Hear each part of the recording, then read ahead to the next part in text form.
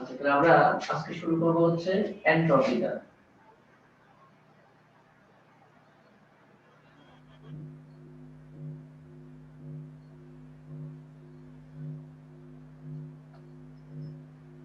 Entropy বলতে আমরা কি বুঝি?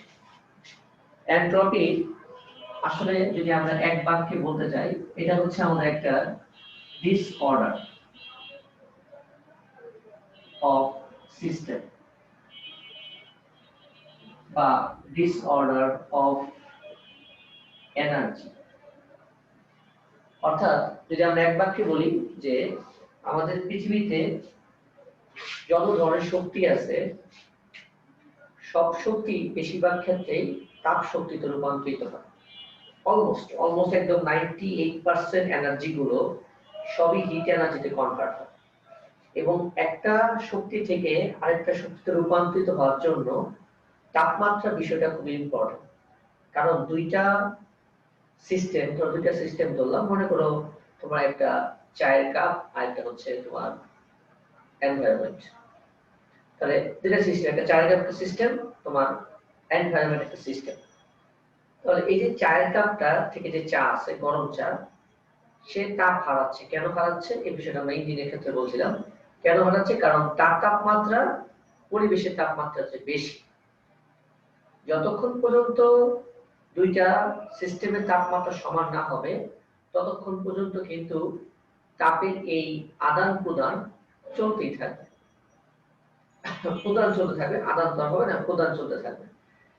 এখন যদি এরকম হয় যে পৃথিবীর সবকিছুর তাপমাত্রা, পৃথিবীর সমস্ত কিছুর তাপমাত্রা এক হয়ে গেল, পৃথিবীর সবকিছু তাপমাত্রা যদি সেম হয়ে যায়, তখন সিস্টেম কিন্তু কোনো পরিমাণ তাপ হারাবে না, কোনো পরিমাণ তাপ গ্রহণ করবে। দ্যাট মিনস তোমার তাপের যে রূপান্তর অথবা যে শক্তির যে রূপান্তর, সেটা কিন্তু টোটালি স্টপ হয়ে যাবে, স্টাক হয়ে যাবে, বন্ধ হয়ে যাবে। এর ফলে কি করবে? এর ফলে আমাদের প্রাকৃতিক কিন্তু বিপর্যয় তৈরি হবে। কারণ আমরা কিন্তু এটা ক্লাস 6-7 থেকে পড়ে আসছি বা সবাই কম বেশি জানি যে এনার্জি কনজারভেশন ল আমাদের বলে শক্তিকে আমরা এক রূপ থেকে অন্য রূপে পরিবর্তন করতে পারি, শক্তি নতুন করে সৃষ্টি করা যায় না বা ধ্বংসও করা যায় না, শুধুমাত্র তাদের রূপ কনভার্ট করা যায়। এবং মহাজগতের মোট শক্তির পরিমাণ নির্দিষ্ট। এটা কিন্তু খুব ইন্টারেস্টিং একটা বিষয় যে যদি মহাবিশ্বের মোট শক্তির পরিমাণ নির্দিষ্ট থাকে, তাহলে আমাদের যে সাউন্ড এনার্জি, এটা হচ্ছে এনার্জি, মানে এটা সাউন্ড, এটা হচ্ছে এনার্জি। আমরা যে কথাগুলো বলছি, যদি এনার্জি গুলো অন্য শক্তিতে রূপান্তরিত হচ্ছে, সে এটা হিট এনার্জিতে রূপান্তরিত হচ্ছে, তো এই হিট এনার্জি গুলোকে যদি আমরা এনি হাউ আবার কনভার্ট করে সাউন্ড এনার্জিতে আনতে পারি, এটা কিন্তু অন্য প্রসঙ্গ। এটা একটা বিষয় যে কথা এখন বলতেছি, যদি আমরা এই আমার কথাগুলোকে যদি আবার কেউ পুনরাবৃত্তি করতে পারে বা শুনতে পারে, তবে কিন্তু বিষয়টা খুব মজার হয়। ধরো আমাদের ধর্মের যারা মহাপুরুষ ছিল, সেটা যে কোনো ধর্মের হোক, ইসলাম ধর্ম হোক, হিন্দু ধর্ম হোক, তাদের যে বাণীগুলো বা তাদের যে কথাগুলো, সেই কথাগুলো কিন্তু যদি শক্তির কনজারভেশন ল মেনে চলে, অর্থাৎ সেই এনার্জি গুলো বা ওয়েভ গুলো যদি পৃথিবী ছেড়ে এখনো না যায়, তবে কিন্তু সে ওয়েভ গুলোকে আবার তুমি যদি রিপিট করতে পারো, ফিরিয়ে আনতে পারো এনি ইনস্ট্রুমেন্টের সাহায্যে, তবে কিন্তু সেই কথাগুলো আবার পুনরায় শোনা সম্ভব হইতে পারে। এবং এরকম কিন্তু একটা প্রচেষ্টা বিজ্ঞানীদের মধ্যে আছে যে এই ওয়েভ গুলো যেহেতু সাউন্ড ওয়েভ যেহেতু খুবই ক্ষুদ্র, এগুলো কিন্তু পৃথিবী ভেদ করে যাওয়ার সম্ভাবনা খুবই কম। মানে আমাদের মহাকাশ বা পৃথিবী ছেড়ে মহাকাশ চলে যাওয়া খুবই সম্ভাবনা কম। তার মানে এগুলো পৃথিবীর মধ্যে বিভিন্ন কনভার্ট হয়ে বা তারা তরঙ্গ রূপে পৃথিবীতে বিচরণ করতেছে। ওই ওয়েভ গুলো যদি আমরা পুনরায় সাউন্ড এনার্জিতে কনভার্ট করতে পারি, বিষয়টা কিন্তু খুব মজার হবে। তোমার আগে জন্মে আগে যারা ছিল, তোমার ধরো যারা মারা গেছে, তাদের কথাও তুমি চাইলে আবার শুনতে পাইবা, এইরকম একটা চিন্তা ভাবনা করতে পারো জিনিসটা। যাই হোক, এখন পড়ায় ফিরে আসি। বিষয়টা হচ্ছে এই ধরনের যে এনার্জি গুলোকে যখন আমরা মানে কনভার্ট করতে পারবো না, তখন এনার্জির মধ্যে বা সিস্টেমের মধ্যে কিন্তু একটা ডিসঅর্ডার বা একটা বিশৃঙ্খলা দেখা যায়। ওই বিশৃঙ্খলার যে মেজারমেন্টের যে কোয়ান্টিটিটা, সেটা হচ্ছে আমাদের এনট্রপি। এটাকে বলা হয় এক কথা বিশৃঙ্খলার পরিমাপক। বিশৃঙ্খলা জিনিসটা যদি একটু বুঝতে হয়, আমি বলি এভাবে, এটাকে আগে বলছিলাম ক্লাসে, যেটা হচ্ছে চা বিস্কুট থিওরি, খুব পপুলার একটা থিওরি, সেটা নেটে সার্চ দিয়ে দেখতে পারো, যে চা বিস্কুট থিওরি দিয়ে এনট্রপি ব্যাখ্যা করা হয়। ধরো তুমি এক কাপ হাতে গরম চা নিলা আর বিস্কুট নিলা। এখন আমি তো গরম চা খেতে পারি না, অনেকে খেতে পারে, অনেকে খেতে পারে। তো গরম চাকে প্রথমে কি করি আমরা, ফু দিই, ফু দিয়ে আমরা ঠান্ডা করি। এই যে আমি যে ফুটা দিলাম, চায়ের থেকে যে গরম বাষ্পটা সেটা কিন্তু পরিবেশে ছড়িয়ে পড়লো, অর্থাৎ তোমার চাটার তাপমাত্রা কমে গেল, কিন্তু তোমার এই যে যে হিটটা এখানে তৈরি হলো সেই হিটটা কিন্তু চারদিকে ছড়িয়ে পড়তেছে। তারপরে তোমার এনভায়রনমেন্টের তাপমাত্রারও কিন্তু পরিবর্তন হয়ে গেল। অর্থাৎ তুমি একটা পরিবেশটা ঠান্ডা নরমাল একটা পরিবেশ ছিল, তুমি চায়ের কাপে ফু দিয়া তোমার চাটাকে ঠান্ডা করলা, কিন্তু আলটিমেটলি তুমি তোমার পরিবেশের মধ্যে একটা ডিসঅর্ডার তৈরি করলা।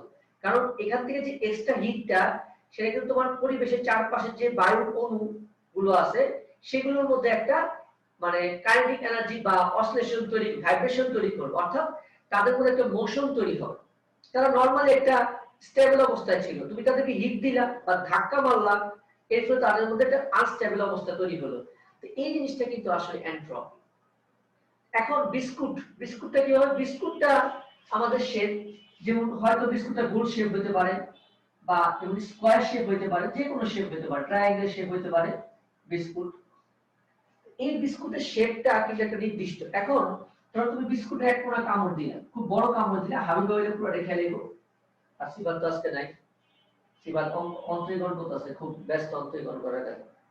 তো এই বিস্কুটটা যখন তুমি ভেঙে দিবা, তখন কিন্তু বিস্কুটটা এই জায়গাটা একটু গুঁড়ো গুঁড়ো হয়ে যাবে, গুঁড়ো গুঁড়ো করতে থাকে, কারণ তার যেই গঠনটা ছিল বা ক্রিস্টালাইজেশন যে ক্রিস্টালটা ছিল সেই গঠনটা নষ্ট হয়ে গেছে। অর্থাৎ এখানে কিন্তু বিস্কুটের গুঁড়াগুলো এখন অনবরত পড়তে থাকে, তোমাকে পুরো দেখাই দিই আর ফালা দিতে, কারণ তুমি এই বিস্কুটের গঠনটা নষ্ট করে ফেলছো, তার অর্ডারটা ডিসঅর্ডার করে ফেলছো। এইভাবে আমরা এনট্রপি ব্যাখ্যা করি। এবং আরো জিনিস আছে দেখবা, যেমন ধরো তোমার একটা লবণের চাকা, একটা লবণের চাকা তুমি কি করলাম, এটা খুব ক্রিস্টাল, একটা সোডিয়াম ক্লোরাইড ক্রিস্টাল, এটা গঠনটা খুব সুগঠিত সুষম। এই ক্রিস্টালটাকে তুমি কি করলে একটা পানির পাত্রের মধ্যে ঢেলে দিলা, ফলে লবণটা আস্তে আস্তে গলে গেল। অর্থাৎ আগে কিন্তু ক্রিস্টালটা একটা সুগঠিত ছিল, মানে তাদের একটা অর্ডার ছিল, তাদের মলিকুলগুলোর মধ্যে একটা অর্ডার ছিল। কিন্তু এখন যখন তুমি তাদের তরলে মিশ্রিত করলা, সেই অর্ডারটা কিন্তু চেঞ্জ হয়ে এখন ডিসঅর্ডার হয়ে গেল। এটা হচ্ছে এনট্রপি। এনট্রপি হচ্ছে কি, বিশৃঙ্খলার পরিমাপক, অর্থাৎ disorder of energy or disorder of the system. অর্থাৎ একটা সিস্টেমে যে বিশৃঙ্খলা তৈরি হবে তার পরিমাপ করব আমরা এনট্রপি দ্বারা। এনট্রপির প্রথম ধারণা দেন, এনট্রপি সম্পর্কে প্রথম কথাটা বলে হচ্ছে বিজ্ঞানী ক্লসিয়াস। কেন বলেন, আমরা জানি যে সমচাপ প্রক্রিয়ায় চাপ কনস্ট্যান্ট থাকে, সমায়তন প্রক্রিয়ায় আয়তন কনস্ট্যান্ট থাকে, সমষ্ণ প্রক্রিয়ায় তাপমাত্রা কনস্ট্যান্ট থাকে, কিন্তু রুদ্ধতাপীয় প্রক্রিয়ায় কিন্তু কোনো কিছু কনস্ট্যান্ট থাকে না। তখন বিজ্ঞানীরা যখন এই বিষয়গুলো পর্যালোচনা করে, তাদের মধ্যে কিন্তু একটা মানে সিমেট্রি বিষয়টা আছে। এটা যখন আমরা অষ্টম অধ্যায়ে পড়ছিলাম, ডি ব্রগলি ইকুয়েশন, বা তোমাদের তোমার তো পড়ানো হয়েছিল মনে হয়, হ্যাঁ ডি ব্রগলি পড়াইছিলাম, যখন অনলাইনে ক্লাসে তখন পড়াইছিলাম ডি ব্রগলিটা। ওখানে বলা আছে যে আমাদের সিস্টেম বা আমার নেচার সবসময় সিমেট্রিটা খুব পছন্দ করে, মানে তোমারও যেমন আছে আমারও তেমন থাকবে। যেমন ধরো একটা এক্সাম্পল, একদম খুব, যদি এটা খুব মানে মিড মাইন্ডের কথাবার্তা হয়ে যায়, একটা মানে সব ছেলে বা মেয়ে যার কথা বলে যায় কেন, সবার মধ্যে কিন্তু একটা সৌন্দর্য জিনিসটা কাজ করে, যে ও দেখতে যেমন সুন্দর, আমি কেন সুন্দর হইলাম না, অর্থাৎ তার মধ্যে এমন সুন্দর হইতে হবে, তার জন্য আমরা অনেক কিছুই করি। এখন যদি মনে করো সালমান খান, সালমান খানের মতো আমার বডি লাগবে, যদি আমার পক্ষে সম্ভব না সিফাত তাকে চলতে দিয়ে, সিফাত মনে করো জিম করে সালমান খানের বডি করবে, কারণ তার বডিটা খুব সুন্দর লাগে, সে সিমেট্রি পছন্দ করে, সালমান খানের বডি বলে তার বডি একটা। তাহলে বিষয়টা হচ্ছে এই ধরনের যে আমাদের নেচার কিন্তু সিমেট্রি পছন্দ করে। তাহলে ওই বিজ্ঞানীরা চিন্তা করলো যে সমস্ত প্রক্রিয়ায়, মানে রুদ্ধতাপীয় প্রক্রিয়া বাদে বাকি সকল প্রক্রিয়ায় কোন একটা টার্ম কনস্ট্যান্ট থাকে, তাহলে রুদ্ধতাপীয় প্রক্রিয়ায় কি কনস্ট্যান্ট থাকে। তখন বিজ্ঞানী ক্লসিয়াস দেখলেন যে রুদ্ধতাপীয় প্রক্রিয়ায় এনট্রপি যে টার্মটা, অর্থাৎ এই যে তোমার এনার্জি ডিসঅর্ডার মেজারমেন্ট করার যে কোয়ান্টিটিটা, এই জিনিসটা এনট্রপিটা, এটা হচ্ছে তোমার রুদ্ধতাপীয় প্রক্রিয়ায় কনস্ট্যান্ট থাকে। দ্যাট মিন্স তোমার রুদ্ধতাপীয় প্রক্রিয়ায় এনট্রপির কোনো পরিবর্তন হবে না। তাহলে এবার বলা যায় বিজ্ঞানিক ক্লসিয়াসের মধ্যে রুদ্ধতাপীয় প্রক্রিয়ায় যে তাপগতীয় রাশিটি ধ্রুবক থাকে তাই হচ্ছে এনট্রপি। এটা একটা ডেফিনেশন। আবার কি ডেফিনেশন দেওয়া যায় যে শক্তি সময়ের যে বিশৃঙ্খলার পরিমাপক তা হচ্ছে এনট্রপি। শক্তি সময়ের যে বিশৃঙ্খলার পরিমাপক তা হচ্ছে এনট্রপি। রুদ্ধতাপীয় প্রক্রিয়ায় যে তাপগতীয় রাশিটা কনস্ট্যান্ট থাকে সেটা হচ্ছে এনট্রপি। তাহলে আমরা এনট্রপিকে বইয়ের ভাষায় ডিফাইন করতে পারি এইভাবে যে যদি তোমার তাপমাত্রা কনস্ট্যান্ট থাকে, অর্থাৎ টি ধ্রুব তাপমাত্রায় যদি তাপমাত্রা যদি কনস্ট্যান্ট থাকে, একটা সিস্টেম যে পরিমাণ তাপের গ্রহণ বা বর্জন করবে সেটাই হচ্ছে এনট্রপি। অর্থাৎ আমরা বলতে পারি যে তাপমাত্রা টি ধ্রুব রেখে যদি একটা সিস্টেম ডি কিউ পরিমাণ তাপ গ্রহণ বা বর্জন করে, তাহলে একক তাপমাত্রায় সিস্টেমটা কি পরিমাণ তাপ গ্রহণ বা বর্জন করবে, একক তাপমাত্রায় সিস্টেমটা কি পরিমাণ তাপ গ্রহণ বা বর্জন করবে, তাহলে এটা হচ্ছে আমাদের এনট্রপি। এখন আরেকটা কথা হচ্ছে এনট্রপি কখনো বের করা যায় না। এনট্রপি কখনো পরম মান বের করা যায় না। আমরা যেটা বের করতে পারবো সেটা হচ্ছে এনট্রপির পরিবর্তন। আমরা কি বের করতে পারবো? এনট্রপির পরিবর্তন। আমরা কখনো এনট্রপি পরিমাপ করতে পারবো না। আমরা কখনোই এনট্রপি পরিমাপ করতে পারবো না। আমরা যেটা পরিমাপ করবো সেটা হচ্ছে এনট্রপির পরিবর্তন। অর্থাৎ তাহলে আমরা বলতে পারি সুতরাং এনট্রপির পরিবর্তন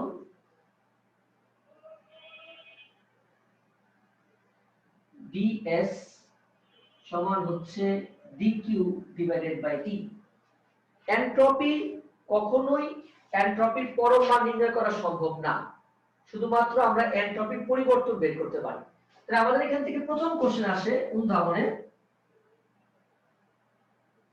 যে রুদ্ধতাপীয় প্রক্রিয়ায় এনট্রপি কনস্ট্যান্ট, এটা ব্যাখ্যা করো। রুদ্ধতাপীয় প্রক্রিয়ায়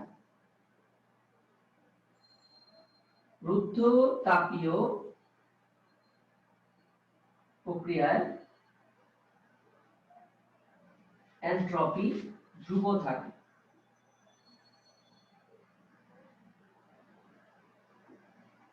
কিভাবে থাকে? যেহেতু আমরা জানি কি যে রুদ্ধতাপীয় প্রক্রিয়ায় একটা সিস্টেমের তাপের কোনো আদান প্রদান হয় না, অর্থাৎ তাপের যদি আদান প্রদান না হয় আমরা dq = 0। এখানে রুদ্ধতাপীয় প্রক্রিয়া আমরা জানি তাপের কি হয় না, কোনো আদান প্রদান হয় না, অর্থাৎ dq = 0। তো dq যদি 0 হয় তাহলে আমরা এনট্রপির পরিবর্তন আসে আমাদের 0 বাই সামথিং, অর্থাৎ 0। সুতরাং এনট্রপি রাশিটা কি হবে? কনস্ট্যান্ট। এনট্রপির পরিবর্তন শূন্য মানে এনট্রপিটা কি হবে? কনস্ট্যান্ট। এনট্রপি রাশিটা, এনট্রপির পরিবর্তন 0 মানে এনট্রপিটা কনস্ট্যান্ট। এনট্রপিটা কি হবে? কনস্ট্যান্ট হবে। অর্থাৎ আমরা বলতে পারি যে রুদ্ধতাপীয় প্রক্রিয়ায় এনট্রপির কোনো পরিবর্তন হয় না। আগে কি বললাম যে এনট্রপির কখনো কোনো পরম মান নির্ণয় করা সম্ভব নয়। এনট্রপি শুধুমাত্র আমরা পরিবর্তন হিসেব করতে পারি। এনট্রপি শুধু কি হিসেব করতে পারি? আমরা পরিবর্তন হিসেব করতে পারি। তারপর আমরা দেখবা বইতে এনট্রপি তাৎপর্য আছে, তাৎপর্যগুলো পড়বা। এনট্রপির একক, এনট্রপির একক কি? যেহেতু তাপের একক জুল, তাপমাত্রা একক হচ্ছে কেলভিন, তাহলে এনট্রপির একক হচ্ছে জুল পার কেলভিন। এবং এনট্রপির মাত্রা, মাত্রাটা আমি বের করে দেখাইছিলাম আগে maybe, ml square t inverse 2 theta inverse. এটা বের করবা, নিজেরা ট্রাই করবা। মেবি জয় বের করে দেখাইছিলাম আমার আগে, এটা নিজেরা ট্রাই করো, পারবা। তো সিস্টেমগুলো বের করবা, বুদ্ধি খাটাইবা। কিভাবে বুদ্ধি খাটাইবা বলে দেই। dq সমান এটা বসাইবা ms dt, এই বসায় বসায় দেখবা মান পেয়ে যাবে। সবই কি বলে এনার্জি চূড়ান্ত রূপ কি?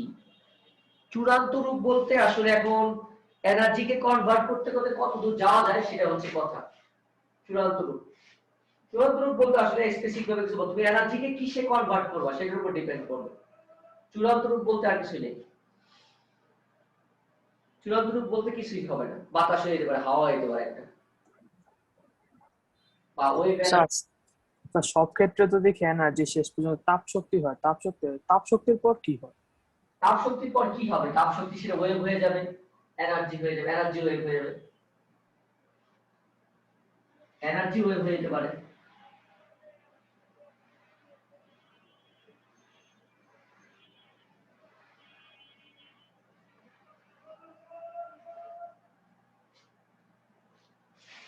আচ্ছা, তারপর এখন আমরা প্রথম প্রমাণ করব হচ্ছে যে প্রত্যাবর্তী প্রক্রিয়ায়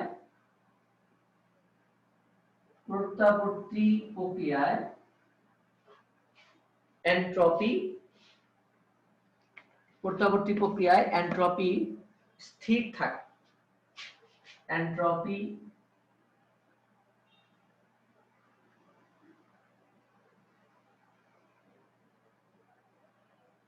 স্থির থাকে, প্রত্যাবর্তী প্রক্রিয়ায় এন্ট্রপি স্থির থাকে। তাহলে আমরা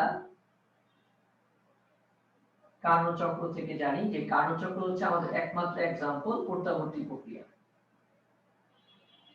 কিন্তু কার্নো চক্রে একটা প্রবলেম কি, কার্নো চক্রে কিন্তু দুইটা ধাপ হচ্ছে সমষ্ণ আর দুইটা ধাপ হচ্ছে রুদ্ধতাপীয়।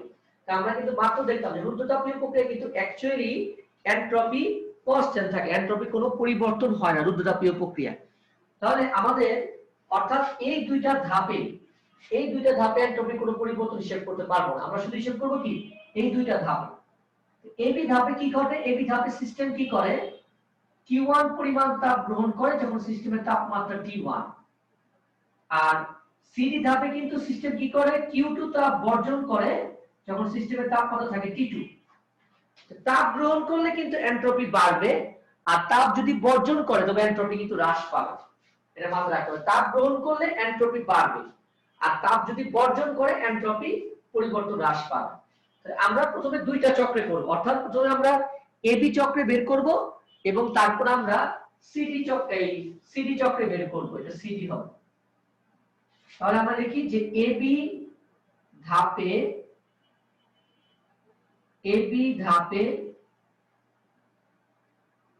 এন্ট্রপি পরিবর্তন DSAB প্লাস Q1/T1। প্লাস কেন দিলাম, যেহেতু সিস্টেম কি করে এবি ধাপে তাপ গ্রহণ করে, বিসি রুদ্ধতাপীয় প্রক্রিয়া, তাহলে এই ধাপে কোনো এন্ট্রপি পরিবর্তন হবে না। তারপর হচ্ছে সিডি ধাপে এন্ট্রপি পরিবর্তন মাইনাস, কারণ সিস্টেম কি করে তাপ বর্জন করে Q2/T2। সুতরাং এন্ট্রপির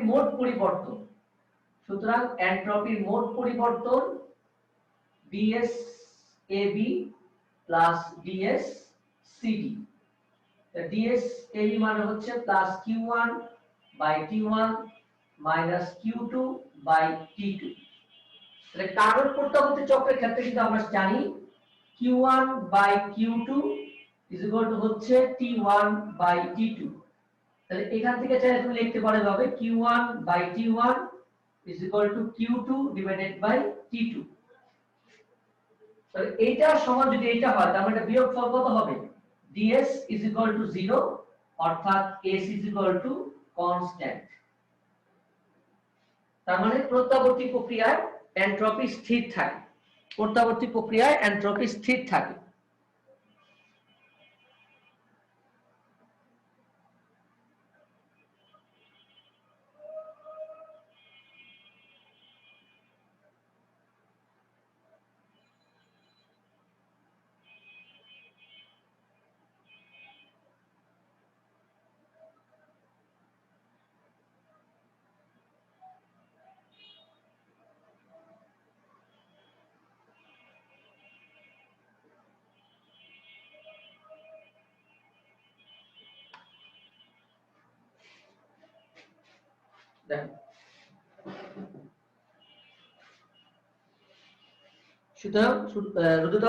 সুতরাং প্রত্যাবর্তী প্রক্রিয়া মানে কি থাকে, এন্ট্রপি স্থির থাকে। কারো কোনো কোশ্চেন থাকলে করতে পারো।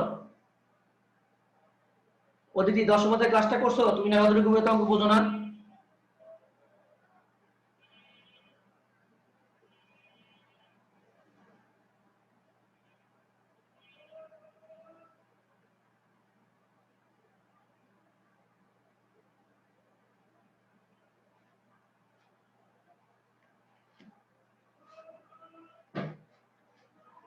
আচ্ছা, তাহলে পরে যাই আমরা।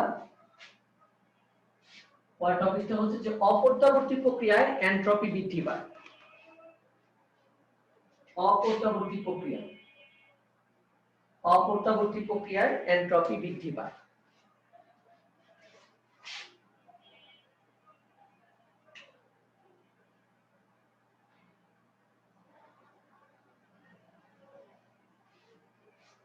অপর্যাবর্তী প্রক্রিয়ার এনট্রপি বৃদ্ধি পায় এটা ব্যাখ্যা করার জন্য আমরা এখানে দুইটা ইঞ্জিন চিন্তা করব। একটা হচ্ছে আমাদের সেই আদর্শ কার্নো ইঞ্জিন, আর আরেকটা আমরা ধরবো একটা যে কোনো একটা তাপ ইঞ্জিন। তাহলে ধরি আমরা যে একটা ইঞ্জিন, সেটা কার্নো হোক তাপ ইঞ্জিন হোক, সেটা কি করে, তোমার একটা উৎস যার তাপমাত্রা হচ্ছে T1, সেই উৎস থেকে সে Q1 তাপ গ্রহণ করার পর সে কি করবে, সে তাপ গ্রাহকে ছেড়ে দেবে, যে তাপ গ্রাহকের তাপমাত্রা হচ্ছে T2 এবং কি পরিমাণ তাপ ছাড়বে, Q2 পরিমাণ তাপ সেখানে ছেড়ে দেবে। আচ্ছা, তাহলে আমাদের প্রথম ধরো কার্নো ইঞ্জিনের ক্ষেত্রে, তাহলে কার্নো ইঞ্জিনের ক্ষেত্রে আমরা দক্ষতা ধরি 1 eta 1 minus T2 divided by T1 into 100%। এটা কোন ইঞ্জিনের জন্য? এটা হচ্ছে কার্নো ইঞ্জিনের জন্য, সমীকরণ 1। আচ্ছা, এবার আমরা যে তাপ ইঞ্জিন নিচ্ছি, তাপ ইঞ্জিনের ক্ষেত্রে আমাদের দক্ষতার সূত্র হচ্ছে 1 minus Q2 divided by Q1 into 100%। এখন প্রশ্ন করতে পারো যে স্যার আপনি তো কার্নোর জন্য নিতে পারতেন। আচ্ছা, নিতে পারতাম, কিন্তু যেহেতু আমি এটা কম্পেয়ার করব, মানে আমার উদ্দেশ্য একটা কম্পেয়ার করে এই জিনিসটাকে ব্যাখ্যা করা, এই জন্য কার্নোর জন্য আমি এটা নিছি, আর তাপের জন্য কিন্তু এটা ছাড়া উপায় নেই। দুইটা যদি একই নিয়ে যায় তবে কিন্তু দক্ষতা আসলে ব্যাখ্যা করা যাবে না। আমরা কিন্তু এইটুকু মোটামুটি এনশিওর সবাই আছি যে কার্নো ইঞ্জিনের দক্ষতা কিন্তু সবচেয়ে বেশি, যেহেতু কার্নো ইঞ্জিন হচ্ছে একটা প্রত্যাবর্তী ইঞ্জিন বা প্রত্যাবর্তী চক্র, যেখানে দক্ষতা সবচেয়ে বেশি হবে। তাহলে আমরা বলতে পারি যে প্রশ্ন অনুযায়ী eta 1 is greater than eta 2। eta 1 is greater than eta 2। eta 1, তাহলে eta 1 মানে কত আসে, 1 minus T2 by T1। ওই পক্ষ থেকে পার্সেন্ট কেটে দিই আমরা, 1 minus Q2 by Q1, 1 minus Q2 by Q1 উঠাও। আমি লেকচার থেকে করে দিয়েছি এটা।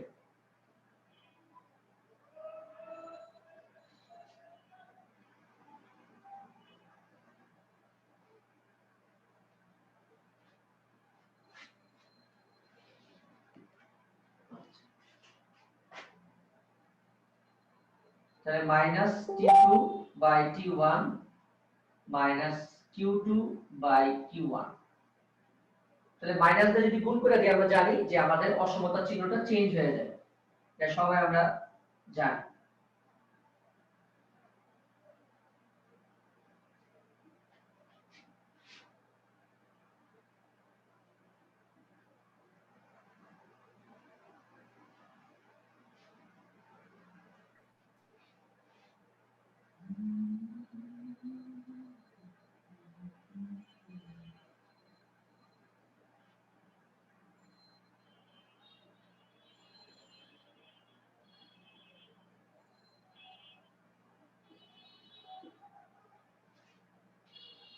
দেখো Q2 by T2 R Q1 by T1 এগুলো কিন্তু আসলে এনট্রপির পরিবর্তন। একটা হচ্ছে তোমার তাপ গ্রাহকের ক্ষেত্রে, আর আরেকটা হচ্ছে কিন্তু তাপ উৎসের ক্ষেত্রে। Q2 by T2 মানে কি, যেখানে তুমি তাপ হারাচ্ছ। অর্থাৎ আমরা বইয়ের মতো করে বলতে পারি যে কার্যনির্বাহক সংস্থাটিকে, মানে যে ইঞ্জিনটাকে যদি সামগ্রিকভাবে বিবেচনা করি, তবে তাপ উৎসটি দেখো Q1 by T1 পরিমাণ এনট্রপি হারাচ্ছে এবং তাপ গ্রাহকটি Q2 by T2 পরিমাণ এনট্রপি লাভ করে। কেন জিনিসটা হয়েছে দেখো, এই যে এই পরিবর্তনটা, এটা কিন্তু পজিটিভ একটা পরিবর্তন। কারণ তুমি একটা সিস্টেম থেকে তাপ গ্রহণ করতেছো, খেয়াল করো জিনিসটা, একটা সিস্টেম থেকে তাপ গ্রহণ করা মানে সে তাপ কিন্তু ছেড়ে দিচ্ছে, মানে তাপ তুমি তাকে দিতে আরেকজনকে দিতেছো, ফলে যে উৎসটা তার কিন্তু এনট্রপি কমে যাবে।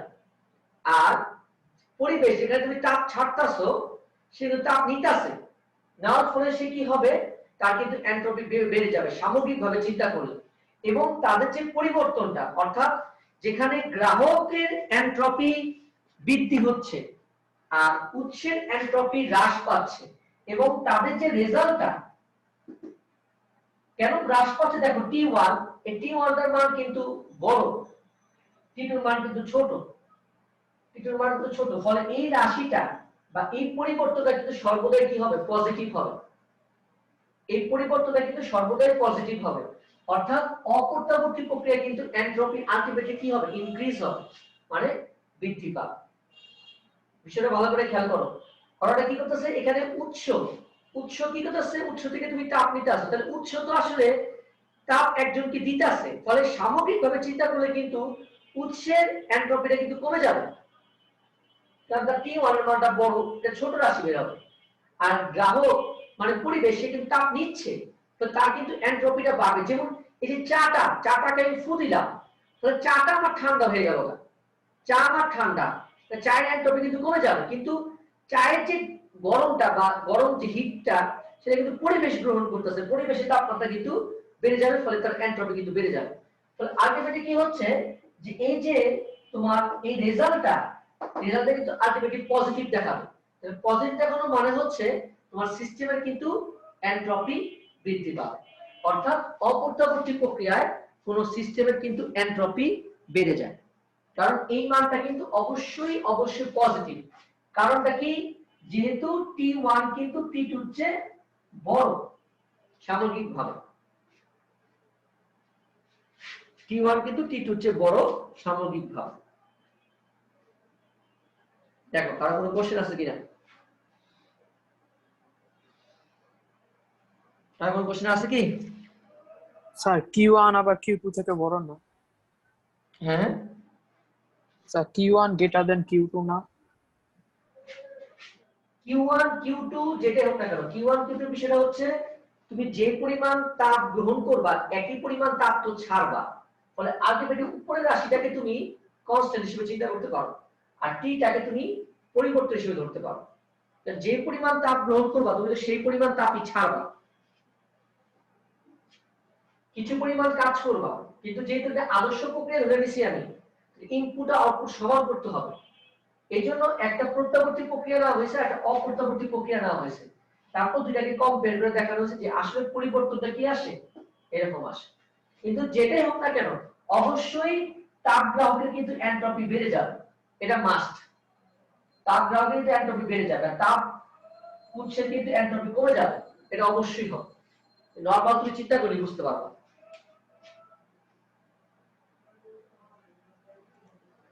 আচ্ছা, তাহলে আমরা এবার একটা একটা করে এনট্রপির ফর্মুলা দেখি। মাঝখানে একটা লিংক দিব। প্রথমে দেখো এনট্রপির সূত্র লেখো।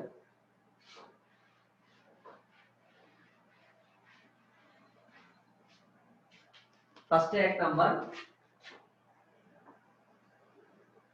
0 ডিগ্রি সেলসিয়াস তাপমাত্রার m কেজি বরফকে 0 ডিগ্রি সেলসিয়াস তাপমাত্রার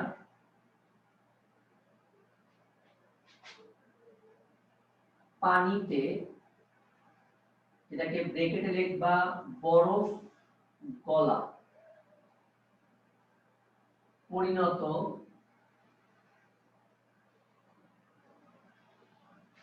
করতে হলে প্রয়োজনীয় তাপ। 0 ডিগ্রি সেলসিয়াস তাপমাত্রার m কেজি বরফকে 0 ডিগ্রি সেলসিয়াস তাপমাত্রার পানি মানে কি, বরফ গলা পানিতে পরিণত করতে হলে প্রয়োজনীয় তাপ dQ1 mLF। LF হচ্ছে বরফ গলনের আপেক্ষিক সুপ্ততা, এটার মানটা কত 3.36 into 10 to the power 5 check করে নিও তো মানটা ঠিক আছে নি কোনটা ঠিক আছে 3.36 10 to the power 5 joule per KG বরফ গলনে আপেক্ষিক সুপ্ত তাপ ঠিক আছে না মানটা জি স্যার ঠিক আছে।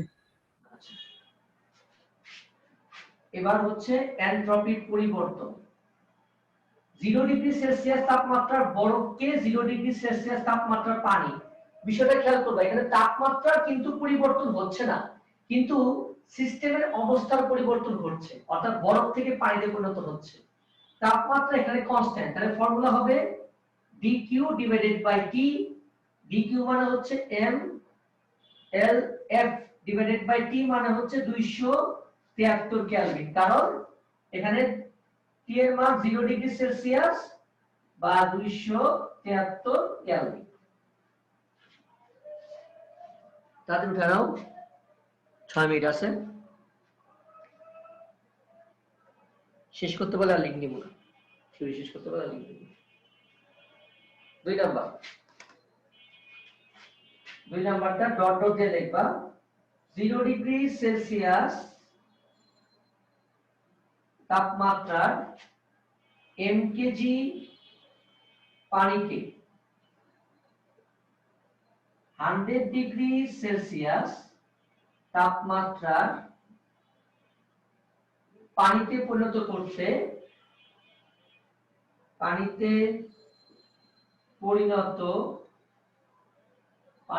পরিণত করতে এনট্রপি প্রয়োজনীয়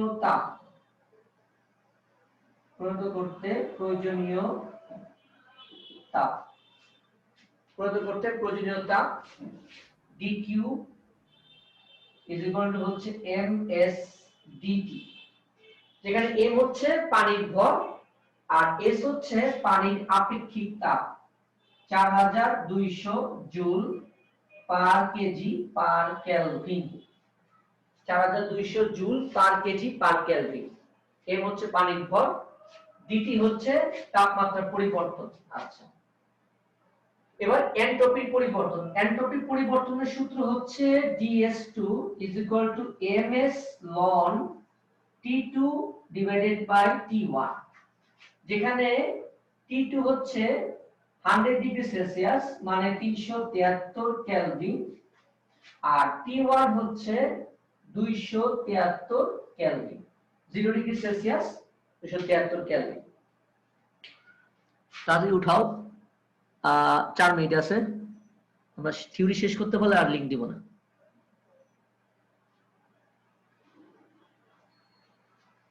কি লিখছে ডিএস হবে নাকি এস না সবই ডিএস হবে সবই পরিবর্তন হিসাব করতেছি আমরা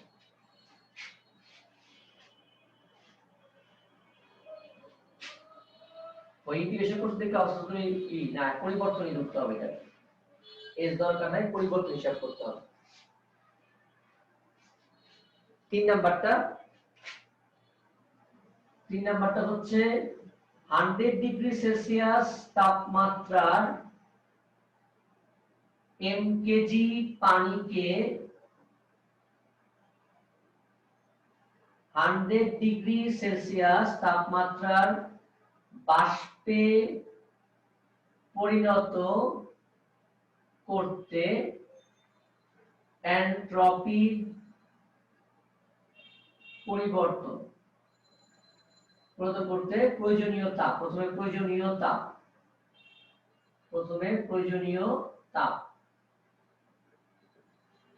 তাপ সূত্র হচ্ছে dq3 সমান mLV LV হচ্ছে বাষ্পীয় ভবনের আপেক্ষিক সুপ্ত তাপ যার মান হচ্ছে 2.26 into 10 to the power 6 joule per kg আর এনট্রপির পরিবর্তন হচ্ছে mLV divided by T 100 degree T এর মান হচ্ছে 373 কেলভিন 373 কেলভিন এই হচ্ছে আমাদের তিনটা সূত্র এনট্রপি এই তিনটা সূত্র দিয়েই আমাদের যাবতীয় অঙ্ক করতে হবে। আজ উঠে নাও 2 মিনিট, আমরা দিব না লিংক। আমরা নেক্সট ক্লাসে অঙ্ক শুরু করব চ্যাপ্টারে, মানে এন্ট্রপির অঙ্কগুলো করব। আজকে আর কোনো বাড়ি কাজ দিলাম না, থিওরিগুলো ভালো করে পড়বা, থিওরিগুলো ভালো করে পড়বা। আমাদের এই পঞ্চম অধ্যায়ের উপর আমরা পরীক্ষা নিব, সেটা হচ্ছে শনিবার। ওদের বেচের সাথে কথা বলে রেগুলার যে বেচ আছে ওদের একবারে পরীক্ষা নিব। যদি শনিবার কোনো প্রবলেম না হয় তাহলে আমরা শনিবারই পরীক্ষা নিব, শনিবার বিকেলে 3টা 4টা। স্যার বলো। দুপুর 3টার টাইমটা একটু চেঞ্জ করা যায়? 3টা বাজে ক্লাস আছে। 3টা 4টা 5টা 3 টাইম দিব, সমস্যা নেই, যে কোনো একটা পরীক্ষা দিয়ে দিব, যে কোনো একটা পরীক্ষা দিয়ে দিব, 3টা 4টা 5টা। না সকালে দিব না, 3টা 4টা 5টা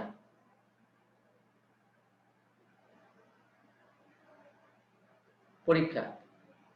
আর দশম অধ্যায়ের ক্লাস যে ফার্স্ট পেপার সেটা হচ্ছে শনি সোমবার সকাল 7টা 8টা 10 3টা, সকাল 7টা 8টা দুপুর 3টা, ফার্স্ট ইয়ারের ক্লাস।